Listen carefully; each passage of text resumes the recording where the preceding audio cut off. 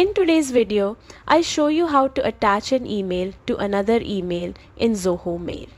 This is perfect for sharing conversations clearly or keeping a proper record of messages. Start by opening the email you want to attach. Look for the downward arrow near the reply or forward buttons.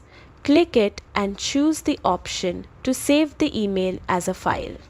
This downloads the email to your computer in EML format, preserving its original content and structure. Next, click the Compose button to start a new email. In the new draft, click the attachment icon, the paperclip, and select the email file you just saved. The email will now be attached just like any regular file. Before sending, it's a good idea to add a short note in the email body explaining the context of the attached email.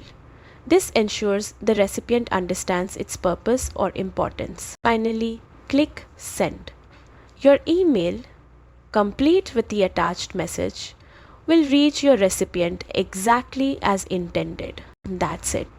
With these simple steps, you can attach emails in Zoho Mail, making your communications more organized and professional. Thanks for watching. Don't forget to like, subscribe, and check out our other tutorials for more Zoho Mail tips.